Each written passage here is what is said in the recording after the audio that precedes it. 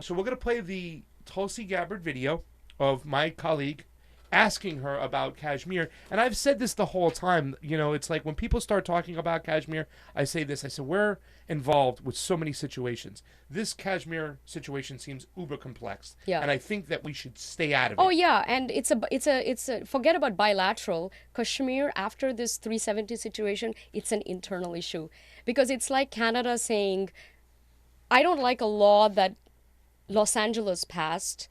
We're going to go to the UN and tell them that Los Angeles had no right to pass this law in their own, council meeting or whatever. It's as ridiculous as that. That's what's happening. You have a foreign country that has, by the way, because the instrument of accession was signed, Pakistan has zero moral, legal claim on Kashmir.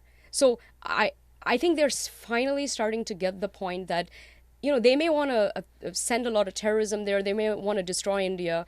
But the one thing that they don't have a claim on is Kashmir. Kashmir is not theirs. Yeah. It will never be theirs. Yeah. And even if you did a vote today, if you ask Kashmir, would you want to go? I think they did a poll once, not that long ago. Less than 2% of Kashmiri said that some wanted to be independent, but less than 2% said that they would go with Pakistan. Yeah. Yeah. Yeah, I hear you. Well, I'm sure there'll be a bunch of people that would come in here and argue that. And You can't argue it. Well, listen. I'm sorry, there was a legal No, this is important. I understand There's that. a legal document Listen, signed. If yeah. democracy means anything to you, It does. But here's the way I feel. I have this libertarian mindset that says let's stay out of certain things. No, as America and Trump said has that, no say. He says Modi's got it when they questioned him, did. and that was it. And I'm not a big Donald Trump fan at all, but that was an answer I wanted to hear. Yeah.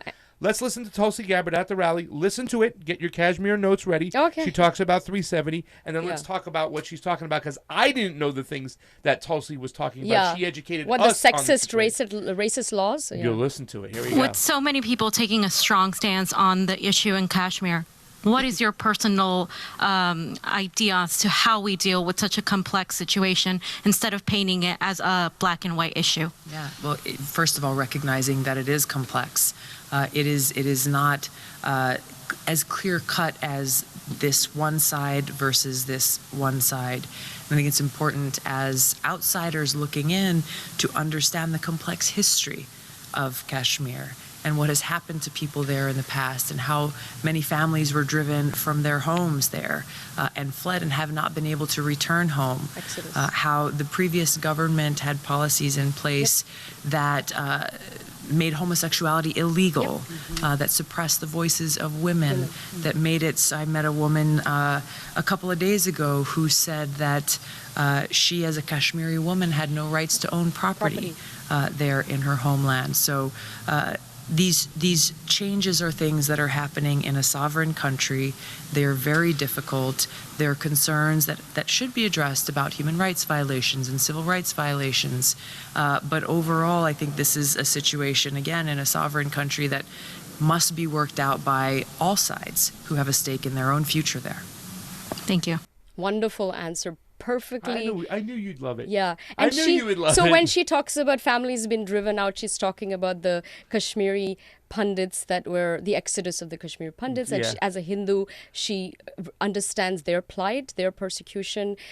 So she's absolutely right. So it baffles me that by the way, there's really no resistance from the right on this. I mean, in fact, there have been a lot of conservative people, not just here, but also in the UK and just generally, who have applauded Modi. Finally, you have equal rights for all, and they're saying this is a great move. And to be honest, it's curbed funding of terrorism in this way, because now it's like fully merged into India. So with 370, there was an article called 35A, and that's what Tulsi is talking about there. That was probably the most discriminatory, sexist, racist, anti-LGBT laws that existed in Kashmir because of 370.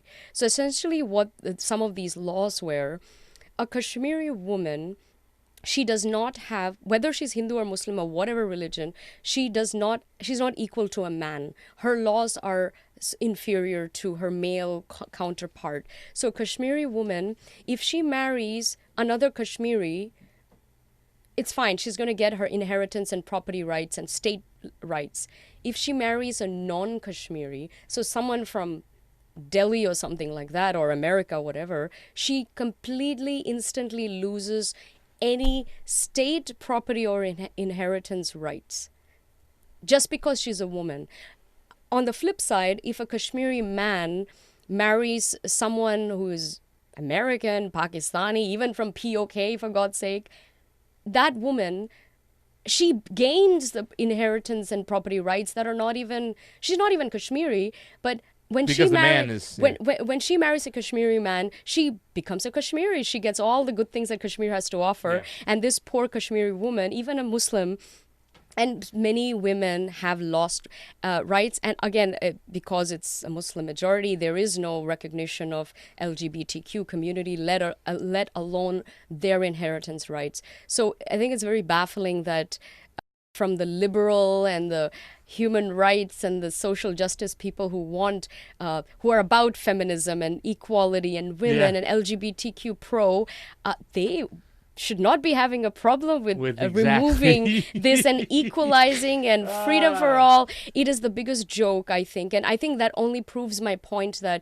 number one, they're clueless about the history. And also, they're very, very malicious and disingenuous. So because you're dealing, they don't want to go there. They don't want to talk about women's and LGBT rights because it's Hindu and Indian or whatever. Yeah. They don't want to, Well, you don't want to touch that. Let me say this, and before we digress back to Modi, when Modi was talking, when I saw Modi talk about Kashmir, he talked about 370. Yeah. He talked about the women's rights, and Oh, yeah. it's something that he had mentioned. He was like, women don't have rights Yeah. in Kashmir, and that's why one of the reasons why we did what we did.